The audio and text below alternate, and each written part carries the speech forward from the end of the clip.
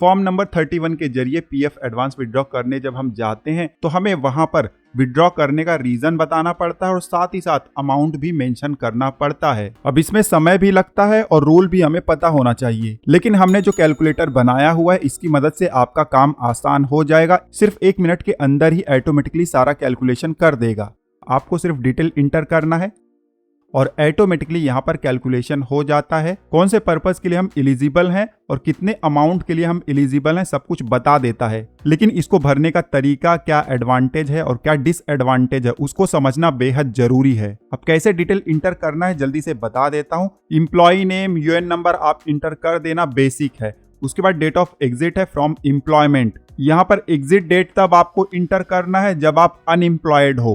अगर करंटली आप जॉब कर रहे हो तो इसको आप ब्लैंक छोड़ देना, बट अनएम्प्लॉयड हो तो जो आपका लास्ट कंपनी है उसका डेट ऑफ एग्जिट आपको यहाँ पर इंटर करना है। एक डेमो एग्जिट डेट यहाँ पर इंटर कर देते हैं ताकि इफेक्ट आपको पता चल जाए। जब डेट हमने इंटर किया तो नीचे हमें पता चल जाता है कि जॉब छोड़कर कितने महीने हो गए हैं। अब कितने महीने हुए हैं इसके बेस पर भी आप पीएफ का पैसा विड्रॉ कर सकते हो। 1 महीना होगा तो 75% और 2 महीना होगा तो पूरा पीएफ का पैसा आप विड्रॉ कर सकते हो। तो जैसे हमने डेट ऑफ एग्जिट डाला, ये वाला ऑप्शन आप देख सकते हो एलिजिबल हो गया। अभी 2 महीने है इसलिए फुल सेटलमेंट यहाँ पर दिखाई दे रहा है। अगर 1 महीना होता, जैसे मैं इसको अप्रैल कर देता हूँ इस तरीके से, अब 1 महीना हो गया है तो आप नीचे आओगे तो 75% एडवांस विड्रॉ कर सकते हो। उसके बाद आपको एज यहाँ पर मेंशन करना है। एज क्यों मेंशन करना है? क्योंकि एज के बेस पर भी आप पीएफ का विड्रॉल कर सकते हो। एक पर्पज ऐसा भी है जहां पर 54 ईयर का एज होगा तो आप 90% विड्रॉल कर सकते हो। ठीक है,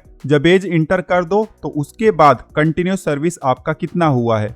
अब कंटिन्यूस सर्विस आपको कैसे पता चलेगा? आपके पासबुक में दिखाई देता है, वहां से आपको यहाँ पर नोट डाउन कर लेना है। मान लो हमारे केस में 5 साल है। अब जैसे यहाँ पर 5 साल इंटर करूंगा, नीचे आप देख सकते हो 5 साल वाले बहुत सारे पर्पज हैं जो कि अब एलिजिबल हो गए हैं। बाकी जो 7 साल वाले हैं वो नॉट एलिजिबल दिखाई दे रहे हैं। बट मान लो हमारा कंटिन्यूस पीरियड 7 साल हुआ है तो जैसे ही 7 इंटर करूंगा आप देख सकते हो कि जो 7 इयर्स वाले पर्पस थे वो भी अब एलिजिबल हो गए हैं। तो इस तरीके से डिटेल जब आप इंटर करोगे तो आपका ऑटोमेटिकली यहाँ पर एलिजिबिलिटी दिखाते जाएगा। अब कंटिन्यूस सर्विस इंटर करने के बाद नीचे आना है, मंथली बेसिक प्लस डीए आपको यहाँ पर इंटर करना है। इसमें अगर आपको कंफ्यूजन होगा तो जो आपका ईपीएफ वेजेस होगा, पासबुक ओपन करोगे, मेंबर आईडी सिलेक्ट कर लो, वहां पर आपको ईपीएफ वेजेस दिखाई देगा, उसके साथ ही एम्प्लॉय बैलेंस दिखाई देगा और एम्प्लॉयर बैलेंस दिखाई देगा। और फिर उस मेंबर आईडी का जो वेजेस है, एम्प्लॉय शेयर है और एम्प्लॉयर शेयर है, उसको यहाँ इंटर करना है। हम यहाँ पर मंथली बेसिक प्लस डीए का डेमो अमाउंट इंटर कर देते हैं। उसके बाद जो एम्प्लॉय और एम्प्लॉयर का पीएफ बैलेंस है वो भी डेमो में हम इंटर कर देते हैं।